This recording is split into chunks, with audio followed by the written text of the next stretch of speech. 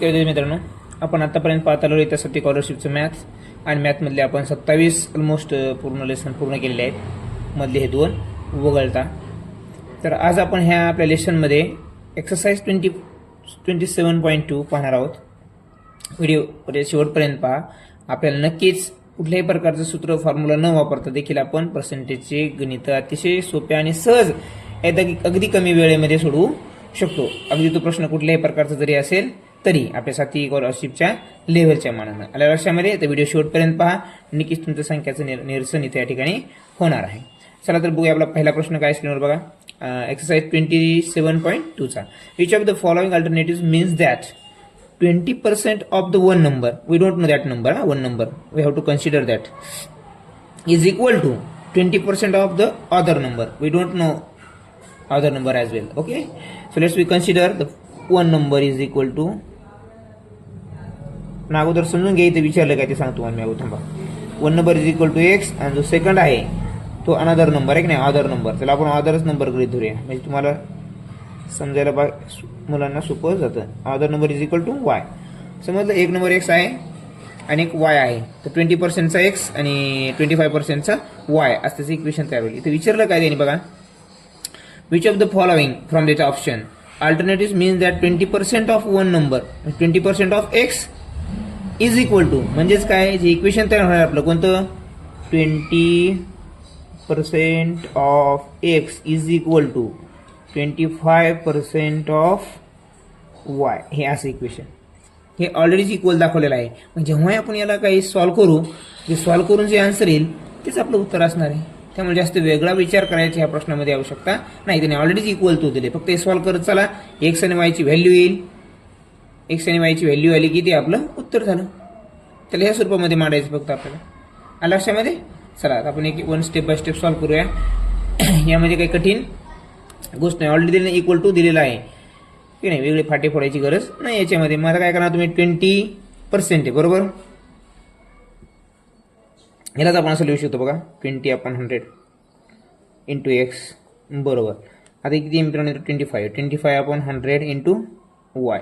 आता कॅल्क्युलेशन जर कमी करायचं असेल, हे इकडे घेऊन हे इकडे घेऊन असं देखील करता येऊ शकतं. काटाकाटी जरा अवघड जाईल थोडं. जर असं मोठं गणित थोडंसं शॉर्ट करण्यासाठी काय करायचं बघा, खाली किती 0 आहेत मित्रांनो, 2 0 आहेत. इथं पण 2 0 आहेत बरोबर. मग काय करणार तुम्ही, ह्या 2 0ला हे म्हणजे 100 डिवाइड करायचं असेल तर आपण काय करू शकतो, त्याला 0.2x असं येईल उत्तर. इथं बघा, इथं पण काय येईल, 2 0 आहेत म्हणजे डावीकडे सरकणार ते डेसिमल. डिवाइड करतोय ना आपण, 2 0 आहेत खाली म्हणून डेसिमल कुठे सरकत असतं तेव्हा डावीकडे. हे माहीतच आहे आपल्याला. म्हणून इथं काय येईल 0.25y. यालाच तुम्ही 0 बी लिहू शकता बरं. 0.20x 0.20x आहे की नाही, आणि 0.25y. आता काय करणार तुम्ही, याला पण शॉर्टकट किंवा व्यवस्थित कसं म्हणू शकता बघा. एक्स आहे इथं, हे वाय इकडे येईल. मग असं जेव्हा आपण करतो मित्रांनो, इक्वल टूच्या इकडे एक्स इकडे व्हेरिएबल्स इकडे आणतो, तेव्हा त्याचे जे सोबतचे जे अंक आहेत ते उलटे जातात. माझ्या एकच्या समोर बरोबर 0.20 येईल का नाही, आता हे डिवायडेशनमध्ये जाईल आणि हे जे इकडे आहे ते वरती येईल बरोबर. म्हणजे यांचे एक्स आणि वायचे व्हॅल्यू जे सोबत असतात त्यांचे लागून असणारे आहे की नाही, हे उलटं होतं. फक्त एवढं ध्यान ठेवायचं. म्हणजे वायची व्हॅल्यू 0.25 असणार आहे का नाही, एक्सची समोर काय येईल, मग ही वायची येईल आणि वायच्या समोर एक्सची येईल असं ध्यानात ठेवायचं. बघा इथं मग काय येईल 20. आणि यालाच काय करतोय आपण, 0 0 जर कट केले बरोबर, डेसिमल आहे सेम स्थळानंतर 2 स्थळानंतर डेसिमल आहे ते म्हणजे आपण काटाकाटी करू शकतो. मग काय इथं डायरेक्ट काय होईल, 5 5 25 आणि 5 20 म्हणजे x/y जे आहे मित्रांनो, या ठिकाणी आपलं काय आलंय 5/4 आले बरोबर.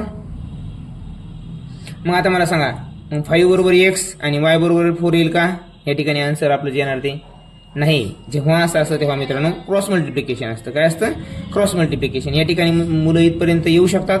इथं आल्यानंतर काय करतील, 5x बरोबर 4y असं होत नाही. जेव्हा इक्वल टू 2 कॉन्स्टंट आणि 2 संख्या आल्या, संख्या नसतील इकडे बी व्हेरिएबल्स असतील, इकडे व्हेरिएबल्स असतील तरी आपण क्रॉस मल्टिप्लिकेशन करून ते आन्सर सॉल्व्ह करत असतो. मग इथं काय होईल, 4x is equal to 5y.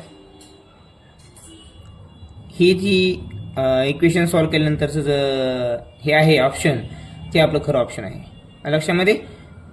हे आपलं 3 नंबरचं पर्याय इथं बरोबर आहे. आता या 3 नंबरच्या पर्यायामध्ये म्हणताना सर हे बरोबर कसं आहे, तुम्ही पडताळा जर घ्यायचा असेल, आता ह्या यांचे व्हॅल्यू आपण याच्यामध्ये टाकले आपल्या आलेले इक्वेशन, ह्या इक्वेशनमध्ये एक्सच्या ठिकाणी आता किती, आता एक्सच्या ठिकाणी किती आलं, एक्स किती आलं, एक्सची व्हॅल्यू 4 आहे, किती आहे 4, एक्सची व्हॅल्यू किती आहे 4 आहे, नाही एक्स बरोबर 5 आले का, हां एक्स बरोबर 5 आली आहे की नाही. आपण इक्वेशन फक्त आपलं तयार केलं पण मांडायची असं म्हणून, पण ॲक्च्युअली एक्सची व्हॅल्यू किती आहे 5 आणि वायची 4 आहे. पण जेव्हा आपण सॉल्व्ह करणार तेव्हा त्याला असं क्रॉस मल्टिप्लिकेशन सॉल्व्ह करायचं असतं लक्षामध्ये. म्हणजे एक्सची व्हॅल्यू किती येईल इथं 5 आहे. आता बघा मग इथं कुठे गेलं ते आपलं इक्वेशन इथं, हां बरोबर.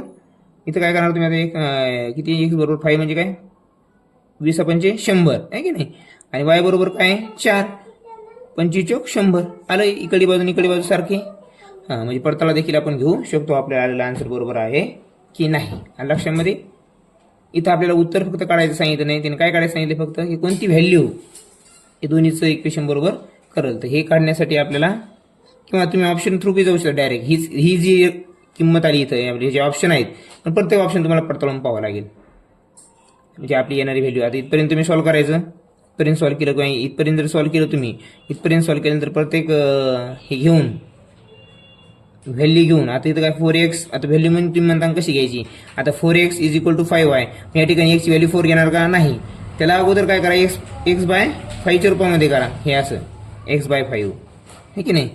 इथे एक्स बाय वाय कसं, एक्स बरोबर 5 वाय बरोबर 4 आले की नाही, ह्या रूपामध्ये करा आणि मग ते एक्सची व्हॅल्यू याच्यामध्ये टाका, आपल्याला उत्तर मिळून जाईल. तुम्ही असं पूर्ण सॉल्व्ह करायची बी गरज पडणार नाही. ज्याला जे सोपं वाटतं ते तुम्ही करू शकता मित्रांनो. हे झालं आपलं पहिलं आन्सर. आता सेकंड क्वेश्चन काय म्हणते बघा या ठिकाणी आपल्या ह्या लेसनचा. कुठेच तुम्हाला फॉर्म्युला वापरायची गरज पडणार नाही मित्रांनो, फक्त व्हिडिओ शेवटपर्यंत पहा आणि आवडल्यास लाईक मात्र करायला विसरू नका. लक्षामध्ये बघा या ठिकाणी प्रश्न आपल्या स्क्रीनवर आहे. काय प्रश्न आपला पाहिजे दुसरा, there is a decrease in the scales of object by 10% due to the increase in the cost of object by 10%. So what is the profit or loss percent in this transaction? आपण दोन मेथडनं बघूया मित्रांनो हे प्रश्न. हे इकडे second method जी आपल्याला सोपी वाटते तुम्ही ते यूज करू शकता कुठलाही फॉर्म्युला न वापरता. जेव्हा डिक्रीज आणि इन्क्रीज ही सेम पर्सेंटेज नसते, म्हणजे 10 इकडं इन्क्रीज 10%, डिक्रीज 10%, किंवा sale 20%, increase decrease price 20%, same percentage असेल दोन्ही टायमाला, इन्क्रीज आणि डिक्रीजच्या टायमाला, त्यावेळेस डायरेक्ट काय करायचं मित्रांनो, त्यांचा स्क्वेअर करायचा. काय करायचा, 20 असेल तर 20चा स्क्वेअर अपॉन 100, 100 मात्र कॉन्स्टंट ठेवायचं कधी पण. मग किती वेळी तर 400 आणि हे 100, इथं आन्सर 4. पण हे आता 4 आल्यानंतर इथं काय करायचं, मुलं म्हणतात मी इथं प्रॉफिट का लॉस, म्हणजे हे काय गृहीत धरायचं, जेव्हा केव्हा हे मित्रांनो जे इन्क्रीज व्हॅल्यू आणि डिक्रीज व्हॅल्यू सारखी असते तेव्हा नेहमी लॉसच होतो. टीव्ही काय असतो, नेहमी लॉसच होतो. म्हणजे हे 4 जे आलंय ते काय येईल, 100 मधून 4 मायनस गेले 96%, म्हणजे 4% हा कधी पण काय असणार आहे, लॉस असणार आहे अशा प्रश्नामध्ये की नाही. पण हे आपल्याला विचारले का नाही, आपल्याला 10% दिले, मग काय करा 10% बघा आता 10% म्हणजेच 10 square upon 100 is equal to 100 upon 100 आला. आता इथं पण गोंधळ करतात मुलं, कारण मुलांचं बेसिक फार कच्चं असल्यामुळे काय मुलांचं काय होते, हां 100 मधून 100 कटले, संपला विषय. आपण 100ला जर आपण 100 डिवाइड केलं तर आन्सर किती मित्रांनो 1, हे 1 इथं मॅटर करतंय. आता मला सांगा तुम्ही जर असं केलं आपण आता 5/5 तर आपण काय म्हणतो 5 1 5, 5 1 5 म्हणतो की नाही, उरतो किती 1 उरतो की नाही, मग हे 1 इथं मॅटर करतंय. मग हे 1 काय झाला, मी काय सांगितलं तुम्हाला, जेव्हा इन्क्रीज डिक्रीज हे गोष्टी येतात त्यावेळेस नेहमी लॉसच होत असतो. मग ह्या 1 आहे, हा 1 काय इथं या ठिकाणी लॉसच आहे. 100 - 1 99, म्हणजे 99ला ती वस्तू जाईल आहे की नाही, म्हणजे 1% लॉस होणार आहे. हे काय इथं 1% आणि ऑलवेज लॉस असतो मित्रांनो. काय असतो हा, ऑलवेज लॉस. आता आपल्या मेथडनं जाऊया, बेसिक मेथडनं, ते बी विदाऊट फॉर्म्युला इथं पण. बघा आता मला सांगा, there is a decrease in the scale of object by 10%, म्हणजे मला सांगा अगोदर ती 100ला होती तर किती होईल, ते 90 होईल. आता काय म्हणते बघा, due to the increase in the cost of object by 10%. So what is the profit or loss percent in this transaction? बरोबर. आता या ठिकाणी परत आता ही झालं 100ची वस्तू होती, 10% लॉस झाल्या किंवा सेल कमी झाल्यामुळे ती 90 झाली. तर काय होईल, दुसऱ्या वेळेस 10 वाढली, म्हणजे 100ला होती ती किती होईल, 110 होईल. बरोबर. मग आता काय होईल इथं 100ला 110 तर 90ला किती. जेव्हा केव्हा असे प्रश्न येतील तेव्हा दोनदा मांडून पाहायचं आणि आपल्याला तुलना जे नंतर जे वाढलेलं किंवा येत असते याच्यासोबत करायचे असते. 100 सोबत नाही, 100 सोबत ऑलरेडी दिलेलीच असते 10%, 10%, आहे की नाही. मग 110ला किती येईल किंवा आता इथे किती आलेले 90, हे 90 सोबतची तुलना करून काढायचं उत्तर. तर आपल्याला मग 90 बरोबर किती हे असं बघायचं. इथं काय होईल मग तुमचं आता 90 × 110 डिवाइड बाय 100. मग हे 1 कटलं, 1 कटला, हा 1 कटला, हा 0 कटला, हा 0 कटला. इथं 11 9 99. 99 म्हणजेच काय मित्रांनो, 100ला किती कमी आहे, 1 कमी आहे. म्हणजे हे काय 99% म्हणजे 1% लॉस येते. इथं पण काय येईल 1% लॉसेस. दोन्ही पद्धतीने आपलं आन्सर काय आलं, इथं 1 आले, इथं पण 1 आले. 1%, 1%. ही पद्धती सोपी आहे. पण ही केव्हा वापरायची, जेव्हा आकडे दोन्हीकडं इन्क्रीज अँड डिक्रीजचे सेम असतात तेव्हा. आणि इन्क्रीज डिक्रीजच्या सोबत नसतील तर हे आपल्याला वापरावं लागतं. बघा इथं तुम्हाला परत समजून सांगतो. 100ला होतं पहिलं, काय झालं, डिक्रीज झाल्यामुळे 100ची वस्तू डिक्रीज झाली 10, 100ला 10 डिक्रीज झाली, बरोबर. आता काय म्हणते, due to the increase in the cost वाढल्यामुळं ऑब्जेक्ट बाय 10%. कॉस्ट म्हणजे by what is the profit or loss % in this transaction. गणित काय आहे बघा. नंतर इन्क्रीज किती झालं 10%. मग 100ची वस्तू कितीला होईल, 110ला होईल. त्याने काय म्हणजे, so what is the profit or loss % in this transaction. तर ह्या ट्रान्झॅक्शनमध्ये याचे दोन ट्रान्झॅक्शन त्याच्यामध्ये इनको प्रॉफिट किंवा लॉस काय होईल. तर पहिली किंमत किती आली ती आपली 90. या 90च्या तुलनेमध्ये त्याला किती प्रॉफिट झाला ते 10% वाढल्यामुळं, या 90ला 10% वाढल्यामुळं किती प्रॉफिट झाला ते आपल्याला कळायचं आहे. 100ची वस्तू 110 झाली तर 90ची किती होईल त्या 10% वाढीनं. म्हणून काय इथं क्रॉस मल्टिप्लिकेशन 90 110 भागिले 100. आता 99%. आता 99% आपला आन्सर आहे का नाही मित्रांनो, की तितक्याला विकली जाईल. 100ची वस्तू जर 99ला विकली तर 1% लॉस होणार आहे, म्हणून ते 1% लॉस. इथं पण मुलं चूक करू शकतात. अरे आन्सर 99 पण 99 काय आलं, तुमची मूळ विक्री आली ती, की नाही. आपल्याला प्रॉफिट लॉस काढायचं 100वर गृहीत धरून. 100च्या वर गेली तर प्रॉफिट, 100च्या खाली असलं तर लॉस. हे अशा पद्धतीने आपला आन्सर आहे मित्रांनो, 1% लॉस. लक्षामध्ये. चला पुढचा प्रॉब्लेम घेऊया आपला 3 नंबरचा, जो की बघा काय आहे. By selling an article for I think 3,600 rupees, a shopkeeper earns a profit of 20%. At what price should he sell the same article to earn a profit of 25%? हा देखील आपण 2 मेथडने सोडवू शकतो मित्रांनो. हा गणित अतिशय सोपा आहे, विदाउट फॉर्म्युला. हा पण आपण 2 पद्धतीने सोडवू शकतो. मी अगोदर सेकंड मेथड सांगतो तुम्हाला, जी की तुम्हाला आवडेल आणि सोपी पण आहे. आता बघा सेकंड मेथडनुसार तुम्हाला काय बघा, इथं काय दिलंय. आपला जो आता प्रॉब्लेम आहे, प्राइस किती आहे. By selling an article for 3,600 rupees, a shopkeeper earns a profit of 20%. म्हणजे ही जे 3,600 रुपये त्याला केव्हा मिळतात, जेव्हा त्यांनी ती वस्तू 20% प्रॉफिटने विकलेली आहे. म्हणजे 100ची वस्तू असेल तर 120ला होईल. तर एक म्हणजे मला सांगा, 100 हे मूळ किंमत आहे त्याची आपली, समजा, बरोबर. ही 100 रुपये असणार आहे का, नाही. ही 20% प्रॉफिट झाल्यानंतर मिळणारी एकूण रक्कम आहे ही 3,600. 100 म्हणजे काय आपल्याला माहित नाही, पण 120 म्हणजे काय माहिती आहे आपल्याला, 3,600, बरोबर. 120 म्हणजे 3,600 आहे. तर आता काय म्हणते, अ प्रॉफिट ऑफ 20% ना ही इतकी आहे. तर at what price should he sell the same article to earn profit of 120%. आता 120% म्हणजे 120% विकल्यामुळं त्याला इतका फायदा झाला. म्हणजे 120% बरोबर 3,600. तर आपल्याला काढायची व्हॅल्यू 125ची. 125ची व्हॅल्यू बरोबर किती येईल माहित नाही आपल्याला, पण आपलं 120 म्हणजे 3,600 माहिती आहे, तर 125 करू शकतो. क्रॉस मल्टिप्लिकेशन करा, काय होईल आन्सर बघा. 125 इंटू 3,600 अपॉन 120. ही 0 कटला, हा 0 कटला. 12 1 12, 12 3 36, 30 इंटू ती इथं 125. मग आता इथं काय करा, 0 माहिती तुम्हाला. 0 जर शेवटी असेल तर 0 मांडून टाकायचा डायरेक्ट, बरोबर. 3 5 15 5, 4 1, 3 2 6 7 आणि 3 1 3. हे झालं तुमचं आन्सर. पण ते मेथड ना सेकंड मेथड ना.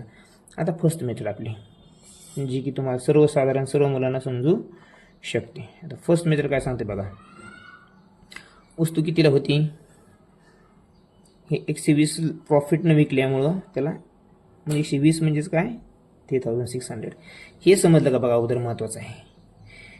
3006 म्हणजे 120 का लिहिला आपण, कारण की जेव्हा तो 20% प्रॉफिट घेऊन म्हणजे 100ची वस्तू 120ला विकतो है की नाही, आणि त्याला ही जी किंमत आलेली आहे 3600 ती पूर्ण प्रॉफिट घेऊनच आलेली आहे, म्हणून 120% 120 म्हणजे 3600. 100 माहिती आहे का आपल्याला, नाही. 100 काढून घ्या अगोदर. 100 काढल्यानंतर परत तुम्ही सेम हेच काहीच नाही मित्रांनो, फक्त इथं एक स्टेप वाढती, ज्यांना कोणाला 125 काय घेतलं आपल्याला कळालं नसेल म्हणून, है की नाही. मग आता 100ची तुम्हाला हे जर तुम्ही गणित सॉल्व्ह केलं तुम्हाला 100ची व्हॅल्यू मिळणार. 100वरून तुम्ही 125 काढू शकता. बघा आता तरी एकदा 100 इंटू 3600 आपण काय लिहिलं मित्रांनो 120, तेच करत बरोबर. हां, मी 0 कटला, हा 0 कटला, काय झाले 3000. 3000 काय आहे मित्रांनो ही व्हॅल्यू 100% म्हणून. आता 100% बरोबर काय 3, म्हणजे 100 जी मूळ बेसिक आहे, जी मूळ किंमत याची कॉस्ट प्राईस ती 3000 आहे. 100 म्हणजेच कॉस्ट प्राईस बरोबर. आता त्याने सांगितलं 125 किती, मग 100 बरोबर 3000 असेल तर 125 बरोबर किती, सेम तेच परत काय येईल 125 इंटू 3 क्रॉस मल्टिप्लिकेशन आहे इथं आपण 100.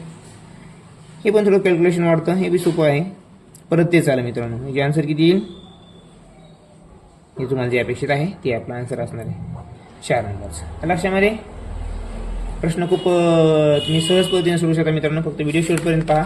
मला पर्सेंट बघा, या ठिकाणी चौथा प्रश्न आहे, Ajit secured 12.5% more marks than Byju's. मग या ठिकाणी काय होईल बघा, बैजू हा बैजू आहे आणि हा कोण आहे अजित आहे बरोबर. 100 मार्क जर आपण याला पर्सेंटेजच दिले ना, पर्सेंट आहे की नाही, 12.5% जास्त आहेत त्याला, म्हणजे 100ला 12.5 जास्त आहेत. मग याला जर 100 असतील तर बैजूला किती, अजितला किती असणार आहेत 112.5 मार्क आहेत. मग त्याने काय विचारले बघा, then how much less percent marks did Baiju secure than Ajit. अजितपेक्षा बैजूला किती पर्सेंट मार्क कमी आहेत, ती पर्सेंटेजमध्ये आपल्याला काढायचं आहे. याच्या तुलनेमध्ये अजितच्या तुलनेमध्ये बैजूला किती कमी आहेत ते काढायचे. या ठिकाणी तुम्हाला सहज तुलना दिसतं, काय इथं 100 आहेत, याला 112.5 येतं. आता काही मुलं काय विचार करतील, चला बैजूला 100 आहेत, अजितला 112.5 आहेत, म्हणजे कितीचा फरक पडला 12.5चा फरक आहे. हां, मग 12.5% बरोबर, हे आपला आन्सर आहे. पण या ठिकाणी तसं विचारलं की त्यांनी नाही, प्रश्न काय विचारला बघा, थोडा विचार करण्यासारखा प्रश्न आहे. त्यांनी 100ला 112.5 वाढलेत, पण अजितचे वाढलेत. मग अजितची जर आपल्याला टक्केवारी जर सांगायची असेल तर अजित टक्केवारी 112.5 त्याला जास्त आहेत पुण्यापेक्षा बैजूपेक्षा. पण आपल्याला बैजूला किती टक्के कमी पडलेत हे अजितच्या तुलनेमध्ये, म्हणजे 112.5ला किती टक्के कमी पडलेत ते काढायचं आहे 112च्या तुलनेमध्ये. लक्षामध्ये इथं काय होईल मग, आता 112.5 हे अजितचे मार्क आहेत बरोबर, आणि बैजूची किती आहेत 100. मग 100चे जर आपण जर विचार जर केला तर ह्या अजितला 112.5 मार्क आहेत, पण ते कितीवर येतं, त्याला किती मार्क जास्त आहेत, मग ह्या बैजूपेक्षा 12.5 जास्त येतं बरोबर. बैजूला किती मार्क येतं, म्हणजे बैजूचे मार्क 100 आहेत, पण अजितला 112.5 मार्क आहेत बरोबर. पण 12.5 100पेक्षा 12.5 112 म्हणजे याला 12.5 आहेत मार्क जास्त आहेत 112.5ला त्या बैजूपेक्षा, आहे की नाही. मग त्याच बैजूला 100ला किती पर्सेंट कमी आहेत ते काढायचे. आता 112.5ला त्याला किती मार्क कमी येतं, ह्या बैजूला 12.5 मार्क कमी आहेत कोणापेक्षा, अजितपेक्षा बरोबर. पण मग त्याच बैजूला 100 मार्क जेव्हा असतील अजितला, तेव्हा त्या बैजूला किती मार्क असायला पाहिजे, किती पर्सेंट कमी असायला पाहिजे, हे आपल्याला काढता येईल जेव्हा आपण 100 संग तुलना करू. आता हे लक्षात आलं तुमच्या, हे जे 12.5 मार्क आहेत ते कुणाला कमी येतं, ह्या बैजूला कमी आहेत बरोबर. पण हे 12.5 कोणाच्या तुलनेमध्ये 112, म्हणजे 112.5 याला आहेत तर याला 112.5 कमी आहेत. पण ही टक्केवारीमध्ये आहे का नाही, आपल्याला 100च्या टक्केवारीमध्ये पाहिजे. 112.5ला त्याला किती कमी आहेत हे कळले आपल्याला 12.5, पण आपल्याला उत्तर काढायचे 100ला किती कमी आहेत त्याला. मग 112.5ला 12.5 कमी आहेत तर 100ला किती कमी असतील ते बघा. आता आन्सर काय येईल तर बघा, या ठिकाणी काय करायचं, मग क्रॉस मल्टिप्लिकेशन तर माहितीच आहे आपल्याला. मग काय होईल, आपलं 12.5 5 गुणिले 100 होईल या ठिकाणी, बरोबर. हे असं त्याचं मान्य होईल. खाली येईल 112.5 112.5. या ठिकाणी काय करा मित्रांनो, दोन्ही एक नंबर नंतर डेसिमल आहे, दोन्ही आपण डेसिमल काढू शकतो. 25 125, 25 चोक 100. 112 मधून 100 गेले आले 12 आणि 5 किती होतील मित्रांनो, 125. म्हणजे 25 पुन्हा 125, 5 1 5, 5 9 45. म्हणजे आपलं जे आन्सर आलंय 100 × 100 अपॉन 9, ही पण आपलं आन्सर बरोबर आहे. पण हे ऑप्शनमध्ये आहे का आपल्या, बघा बरं, नाही आहे कुठेच. मग याला आपण काय करूया, मिक्स्ड फ्रॅक्शनमध्ये रूपांतर करूया. 9 10 90, 9 11 99, 9 11 उरला किती मग, 99 म्हणजे 1 उरला, तो वर आणि खाली 9. हे झालं तुमचं आन्सर. म्हणजे पर्सेंटेजमध्ये त्याला 11.1.9% मार्क कमी पडले आहेत. कुणाला, ह्या बैजूला. 100च्या तुलनेमध्ये त्याला किती मार्क कमी येतं, इतके मार्क कमी येत. म्हणजे त्याचे किती होते, 11 जर का आपण 100 मधून 11 केले की 89 म्हणजे हे बी पुन्हा धरावं लागेल. म्हणजे त्याला काहीतरी 88 पॉईंट समथिंग मार्क पडतील. लक्षामध्ये हे जे मार्क आहेत मित्रांनो 112.5 हे कमी आहेत आणि 112.5 ला 12.5 मार्क त्याला कमी आहेत. मग 100ला किती कमी येतील ते आपण ही तुलना करून काढलेलं आहे. आता मुलं डायरेक्ट विचार करतात 100 आणि 112.5 किती डिफरन्स आहे, 12.5चा. म्हणजेच मग आजीला 12.5 जास्त आहेत आणि बाजूला कमी आहेत, लगेच पर्सेंटेज ओके. पण हे पर्सेंटेज नाही मित्रांनो, हे फक्त फरक आहे त्यांच्या मार्काचा. आपल्याला तुलना काढायची ह्या आजीच्या मार्काच्या तुलनेमध्ये त्याला किती कमी पडले पर्सेंटेजमध्ये. मग 112.5 ला 12.5 फरक आहे, तर 100ला किती फरक राहील, 100ला म्हणजेच काय पर्सेंटेजमध्ये. आपलं उत्तर येईल हे. लक्षामध्ये हा जरा महत्त्वपूर्ण प्रश्न आहे, जरासा आपल्या लक्षामध्ये राहू द्या. असे प्रश्न येतात तेव्हा आपल्याला उत्तर आलं पाहिजे. पुढचा प्रश्न घ्या आपल्या स्क्रीनवर. 5वा प्रश्न काय आहे, due to the increase in the fare of tickets by 20% the sale decreases 10%. Find the percent increase or decrease in the income. बघा आता आपण काय पाहिलं त्या अगोदरच्या याच्यामध्ये इन्क्रीज 20%, डिक्रीज बी 20%. समजा सेम जर आकडे असतील तर आपण त्याचा स्क्वेअर करून आन्सर काढू शकतो. पण या ठिकाणी आकडे सेम आहेत का, डिक्रीज आणि इन्क्रीजचे नाही.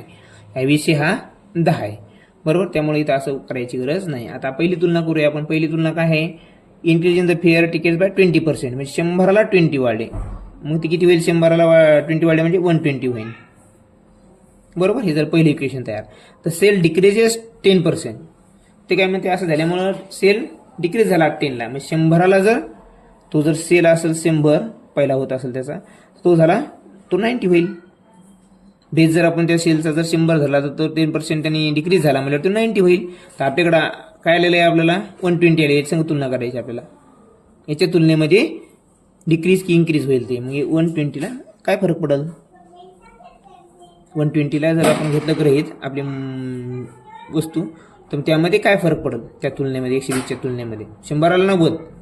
पहिल्या इक्वेशनमध्ये हे कसं 120 कसं मिळालं, पहिल्या वेळेस जे होतं वस्तू, ओरिजिनल वस्तू ती 120 झाली, बरोबर. 120 झाली.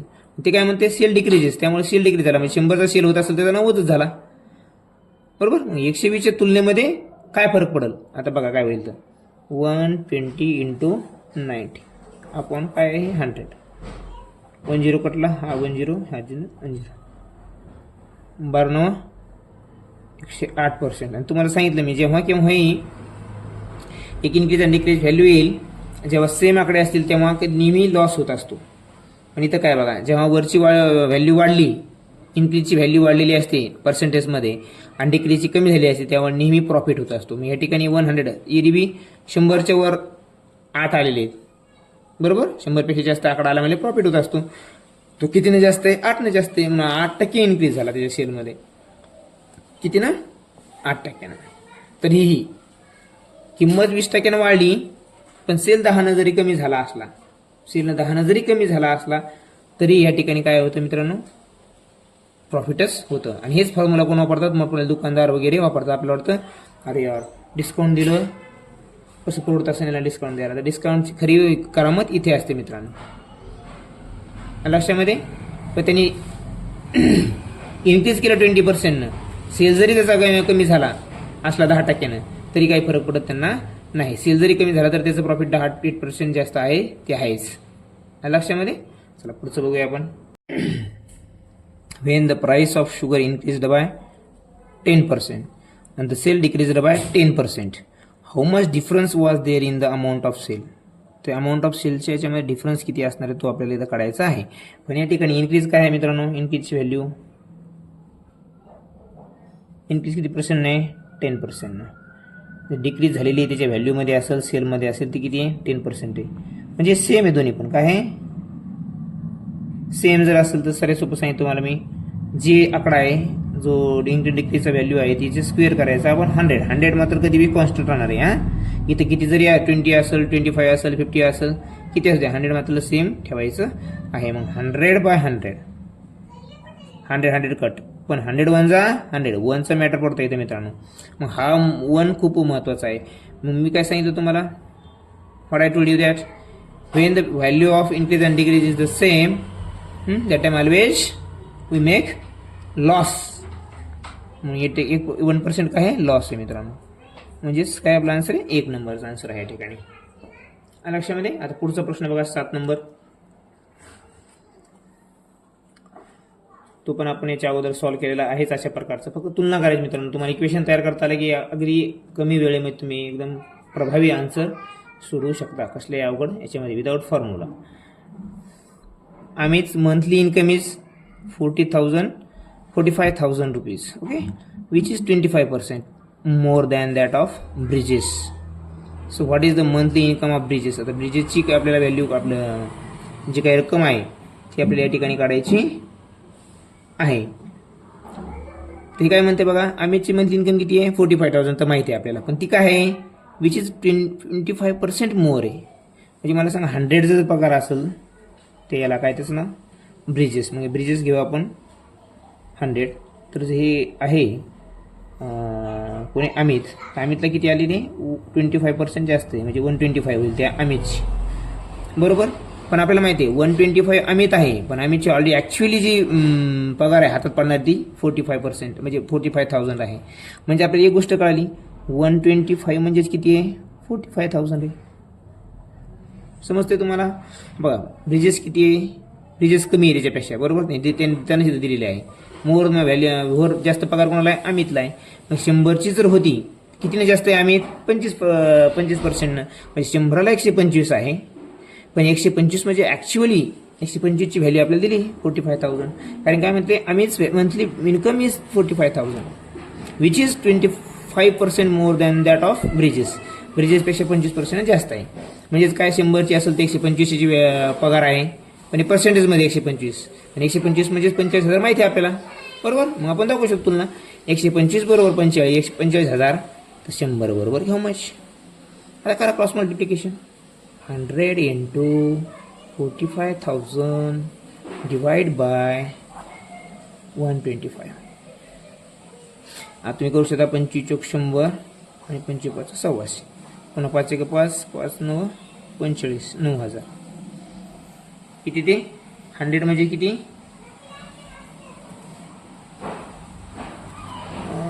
त्याला प्लॅन सगळी त्या ठिकाणी 9,000 बरोबर काही. आता उरलं किती ते लिहा मात्र इथं आपण. इथं किती उरले ते 4 उरले, इथं किती उरले ते 9,000. आता याचं मल्टिप्लिकेशन गेलं 9 चे 36,000. किती 36,000. आता बघा आपला आन्सर जे आहे का ती सॉरी हे बरोबर आहे का नाही पाहण्यासाठी पुन्हा बघा मला सांगा. जर 125% जर 45,000 असतील, साहजिकच 100% 25,000पेक्षा कमीच व्हॅल्यू असली पाहिजे. सगळ्याच कमी आहेत, पण बाकीच्या खूपच कमी आहेत. ही जरा जवळची आहे, बरोबर. आता 45%च्या 30% जवळपास 1/4 झाली. 1/4 व्हॅल्यू ती किंमत आहे का नाही, याच्यावर तुम्ही ओळखू शकता. आणि आपलं उत्तर तर आपण काढलेलं आहे या पद्धतीनं. समजलं. 100 व्हॅल्यू जर ब्रिजेसचा पगार होता याचा पण 125% झाला कोणाचा, अमितचा. आणि 125ची व्हॅल्यू ॲक्च्युअली जी रुपयामध्ये आहे ती 45,000 आहे. 125 45,000 असतील तर 100 बरोबर किती, आन्सर आलं. ओके, आपला आन्सर काय 33,000. पुढचा प्रश्न घ्या 8 नंबरचा.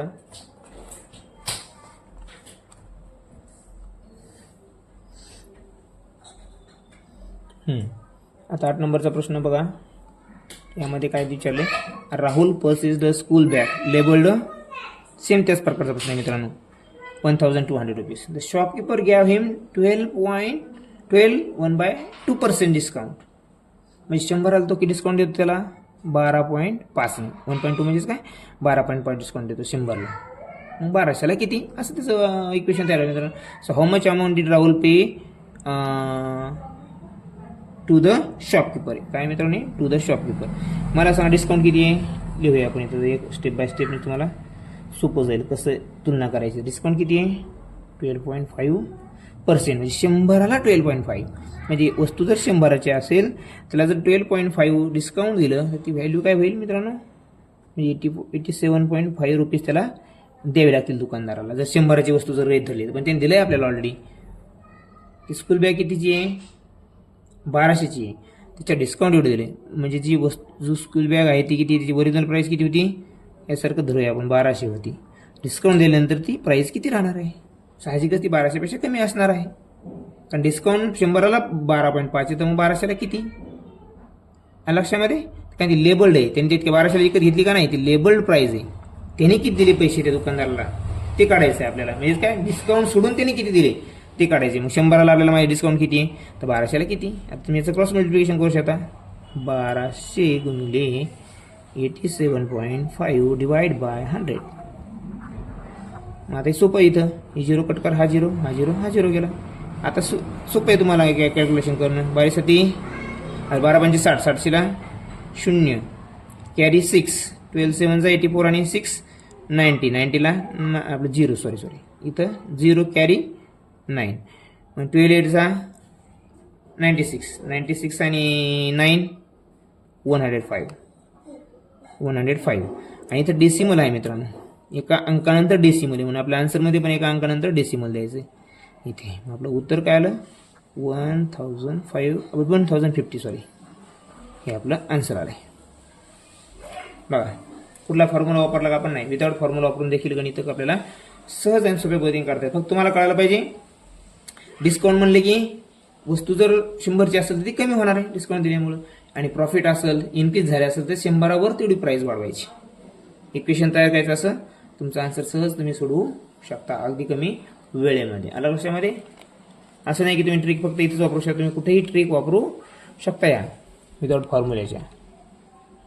आणि तुम्ही तेवढे हुशार आहात आशा करतो. तुम्हाला हे समजत असेल तर सबस्क्राईब करायला मात्र विसरू नका मित्रांनो. तुमचे एक सबस्क्राईब थोडंच ग्रुप देऊन जातं काय म्हणून अधिक चांगल्या पद्धतीचं क्वांटिटीचं व्हिडिओ तयार करण्याचा प्रयत्न करतो. असो, 9वा प्रश्न जो आहे आपल्या स्क्रीनवर बघा, 3.9% ऑफ 1530. सोपं आहे. काय 3.9% म्हणजे की त्याच्यावर मी 100 करून ठेवतो. ऑफ म्हणजे मल्टिप्लिकेशन. मॅथमॅटिक्समध्ये ऑफचा व्हॅल्यू काय असते, मल्टिप्लिकेशन करायचं होतं आपण. बघा आता काय होईल या ठिकाणी, ही 0 कट करूया मित्रांनो. या ठिकाणी आपण अगोदर डेसिमलचा, तिथं काय एक 0 वाढेल. मग काय होईल ते 39 × 1530 डिवाइड बाय 30 आहे की नाही. तर हे आता आपल्याला असं काढायचं आहे. इथे एक 0 आणि एक 0 आपण कट करू शकतो, बरोबर. काय होईल ते मग 39 × 153 डिवाइड बाय 100. आता हे मल्टिप्लिकेशन मात्र आपल्याला करून पाहावं लागेल. लक्षामध्ये ते देखील आपल्या इथं उभी मांडणी करून तुम्ही करू शकता. मग ते मला माहीत असल्यामुळं मी तुम्हाला सांगतो त्याचा आन्सर काय आहे. बघा 596 आहे की नाही, हे असं त्याचं आन्सर येतं. पण डिवाइड बाय काय करायचं मग आपल्याला 100 आहे. 2 0 आहेत खाली डिवाइडमध्ये. किती आहे 2 0 मित्रांनो, 2 0 आहेत. म्हणून काय होईल, डेसिमल जो आहे तो किती घर डावीकडे जाणार आहे, 2 घर डावीकडे जाणार आहे. किती 2 घर, म्हणजे ते आन्सर काय होईल 59.67. हे त्याचा आन्सर आहे.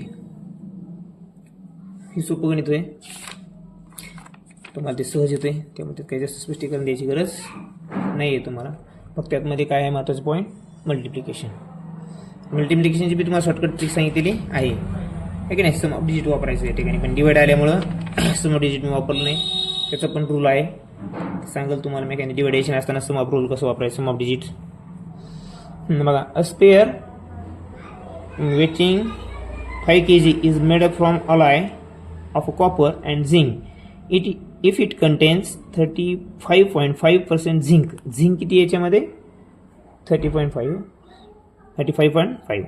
How much grams of copper does it contain? मला सांगा मग आता मित्रांनो, जर 100 मधून 30.5 हे जर झिंक गेलं असेल, बरोबर, म्हणजे कॉपर असणारे, कॉपरचे कॉपर किती असणारे, राहिलेले असणारे म्हणजे 64.5, बरोबर. हे तर आपल्याला कळालं पर्सेंटेज याच्यामध्ये, पण त्याने काय विचारलंय ॲक्च्युली किलोग्रॅममध्ये विचारलं, बरोबर. मला सांगा मग 5 kg म्हणजे किती मित्रांनो? 5000 ग्रॅम, बरोबर. मग आता 5000 ग्रॅमचे 30.5 म्हणजे किती, याच्यासोबत जर तुलना केली तुम्हाला उत्तर मिळते, किंवा डायरेक्ट आपल्याला आन्सर काय काढायचं, 64.5 चे 64.5 म्हणजे किती, ते आपलं कॉपर आहे. डायरेक्ट कॉपरचं बी आन्सर मिळून जातं. तुम्ही दोन्ही पद्धतीने जाऊ शकता. आपण दोन्ही जाऊया. बघा काय देतात, 35.5 आपल्याला माहीत आहे. याची तुलना कोणासोबत करायची आपल्याला, 5000 सोबत आपण 100 का बरं, कारण 35 इथं वाटलंच तुम्ही 35.5% म्हणजेच काय 100, पण कोणाच्या 5000च्या आहे की नाही, ते झिंक आहे. 5 किलो म्हणजे 35.5 म्हणजे 35.5% आहे कोणाच्या 5000च्या, म्हणून तुलना अशी करणार त्याची, बरोबर. हे 0 कटलं, हे 0 कटलं, हे 0 कटलं, हे 0 कटलं. पहिले 50 म्हणजे इथं काय आहे, इंडिजिट शून्य असल्यामुळे शून्य लिहूया आपण ऑलरेडी. 5 5 25ला 5, हातचे आले 2, 5 5 25 2, 27ला 7, पुन्हा हातचे आले 2, 5 3 15 2 17. आता काय मित्रांनो, या ठिकाणी आलेलं आन्सर आपलं डेसिमल एका अंकानंतर आहे म्हणून 1775 ग्रॅम. आता तुम्हाला काय करावं लागेल, पुन्हा इथे स्टेप वाढवावं लागेल मित्रांनो. कशी स्टेप वाढवावं लागेल, आता 5000 मधून जर हे गेले, थांबा बघा दोन्ही पद्धतीने बघूया आपण. जर गेले खाली किती उरणार आहे, 3225. ही एक मेथड आहे मित्रांनो, फर्स्ट मेथड, बरोबर. पण 100 मधून जर झिंक गेलं तर उरणार काय खाली, कॉपर. हे काय मग कॉपर. मग कॉपरचं पर्सेंटेज आपल्याला माहिती आहे मित्रांनो, किती येते, 64.5. फक्त हे बरोबर आहे का बघा, 64.5 म्हणजे 35.5 मधून जर करून पहा तुम्हाला करायचं असेल तर बघा, 100 मधून 35.50 कट करूया आपण, आहे की नाही. 0 इथं 5 राहील, इथं 4 राहील, इथं 9 मधून 3 गेले 6, बरोबर आहे. हां, तर मग आता तुम्हाला इथं काय करायचं, फक्त तुम्हाला कॉपर म्हणजे किती कळाले, 64.5. मग काढा, 5000 ग्रॅमच्या तुलनेमध्ये 64.5% म्हणजे किती. मग काय करणार तुम्ही इथं, त्याला सेमेच्यासारखं सेकंड मेथडनं जर करायचं असेल तर 64.5 × 5000 अपॉन 100. हे 0 कटला, हे 0 कटला, हा 0 कटला, हा 0 कटला. आता डायरेक्ट मल्टिप्लिकेशन कसं, 0 माहिती तुम्हाला, इंडिजिटला 0 आहे, त्याच्यात काय काळजी करायचं काम नाही, 0 लिहून टाका. आणि 5 डायरेक्ट मल्टिप्लिकेशन करा. 5 5 25ला 5, हातचे आले 2, 5 21 2 असेल 2, परत हातचे आले 2 आले, परत 5 31 32. एका संख्येनंतर डेसिमल दिला आपण, आलं तुमचं उत्तर. ही मेथड बेटर आहे मित्रांनो. कोणती, सेकंड मेथड.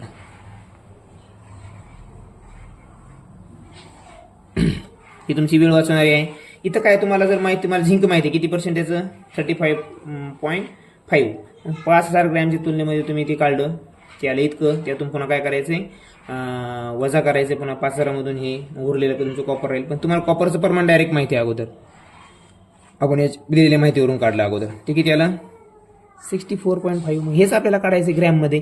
डायरेक्ट करा ना, 64.5 × 5000 हाऊ मच ग्रॅम. हे सोपं आहे. ही इतकी स्टेप वापरायची गरज, एक स्टेप वाचते आपली, वेळ वाचतो. परीक्षेमध्ये वेळ वाचणं खूप महत्त्वाचं असतं मित्रांनो, हे की नाही. म्हणून तुम्ही ह्या वेळेनं जा, सेकंड मेथडनं तुम्हाला फायद्याचं राहील. असो, पुढचं गणित बघा आता, 11 नंबरचं 11th नंबरचं प्रॉब्लेम. अजय स्क्वेअर 25% लेस मार्क, बरोबर, than Balbir. So how much % more marks did Balbir score than Ajay.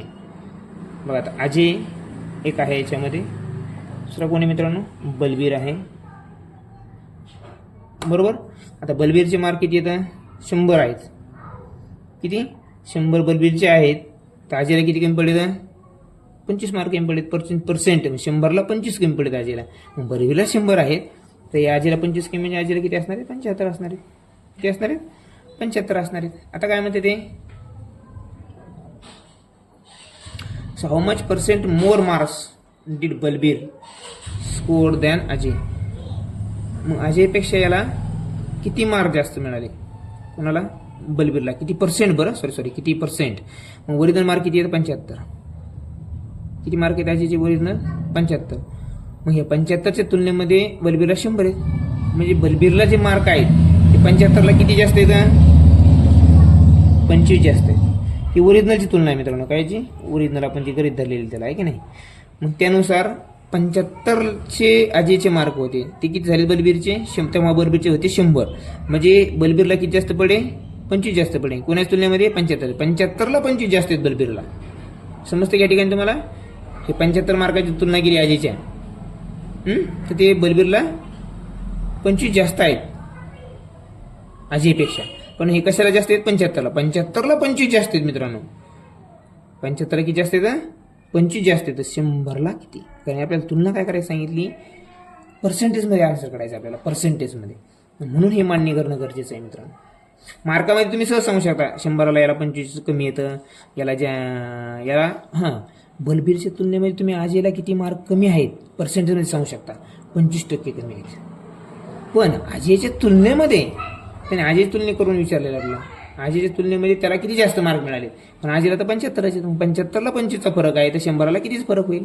असं फक्त हे तुमचे एकदा कळालं की तुम्हाला कोणतंही तुम्ही आन्सर काढू शकता. मग आता काय होईल मित्रांनो बघा, 100 गुणिले 25/75.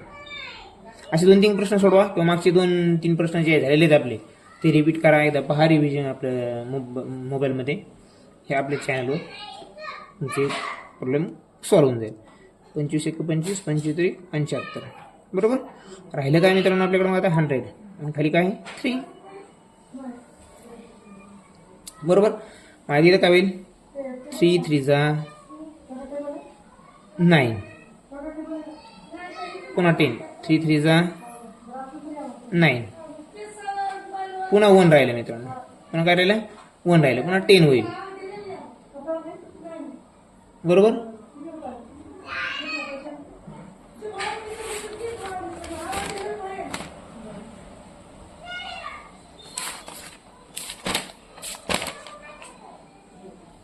काय होईल या ठिकाणी बघा, सॉरी ऑप्शन चुकला आपला, म्हणून पाहतो तुम्ही ऑप्शन आपले बरोबर आहेत का. तर हे तर काय उरलं आपल्या या ठिकाणी परत, म्हणजे हेच परत येणार आहे मित्रांनो, 33%, आहे की नाही. यालाच केली सुद्धा आपण 33.1/3. हे पण बरोबर आहे, हे पण बरोबर आहे. ऑप्शनमध्ये हे आलं म्हणून हे लिहून टाकायचं आपल्याला. लक्षामध्ये आपलं पर्याय क्रमांक 4 हे उत्तर असणार आहे. फक्त हे समजून घ्या मित्रांनो, बलबीरच्या तुलनेमध्ये अजयचं सांगणं सोपं आहे, कारण बलबीरचे मार्क आपण 100 धरले, त्याच्या तुलनेमध्ये अजयला किती 75 आहेत. म्हणजेच काय 100ला 75 मार्क पडले त्याला, म्हणजे 25 कमी पडले. पण अजयच्या तुलनेमध्ये बलबीरला किती जास्त आहेत, अजयला तर 75 आहेत ना, पर्सेंटेजमध्ये दिलेत का अजयचे मार्क नाही. 100च्या तुलनेत दिलेत का नाही, 75च्या. 75ला 25 आहेत, मग 100ला किती आलं उत्तर. असो घ्या पुढं. आता ती तुलना तुम्हाला करता आली पाहिजे मित्रांनो. 2-3 सराव केली तुम्ही, रिपीट जर हा व्हिडिओ बघितला तुम्हाला सहज ते पण लक्षात येईल. हा थोडा किती पॉईंट त्याच्यामध्ये आहे, नाही तर बऱ्याच मुलांना चुकतं, म्हणून तू जरा बघून घ्या. आता क्वेश्चन नंबर 12 काय सांगतो आपल्याला बघा, student passes an exam on a scoring minimum 35%. म्हणजे मुलं काय करतात, 100ला 35ला पास आहे. 100 मार्काचा पेपर असेल तर 35ला पास आहे. त्याने काय दिले मग आता आपल्याला, of the maximum marks what are the passing marks in exam in which the exam marks are 600. म्हणजे बेस किती धरतात आपण गरीत, 100. 100ला किती, 35. तर 600ला किती, तर 600ला टोटल मार्क 600 आहेत. मग 600ला किती, 100ला जर 35 मार्काला पास आहे तर 600ला किती मार्काला पास असतात हे विचारलं आहे. सोपं इक्वेशन तयार झालं पण डायरेक्ट इथं, म्हणजे आपल्या अतिशय कमी वेळात उत्तर काढता येईल. त्या ठिकाणी आपल्याला 600 गुणिले 600 multiply by 35 divide 100. 1 0 cut, this 0 cut, this 0, this 0. आता काय होईल 6 5 जा 30 0 कॅरी 3 6 3 जा 18 आणि 3 21 मार्क. म्हणजे याचा अर्थ काय मित्रांनो 600चे 35% बरोबर किती आहे 210. ह्या मार्काला तिथं काय असणार आहे पास असणार आहे. लक्षामध्ये अशा प्रकारे आपण एक्सरसाइज 27.2 बघितलेली आहे. आशा करतो ती आपल्याला समजली असेल तर चॅनल लाईक मात्र करायला विसरू नका. धन्यवाद. पुढच्या व्हिडिओमध्ये आपण पाहणार आहोत एक्सरसाइज 28 आणि लेसन नंबर 28. धन्यवाद मित्रांनो.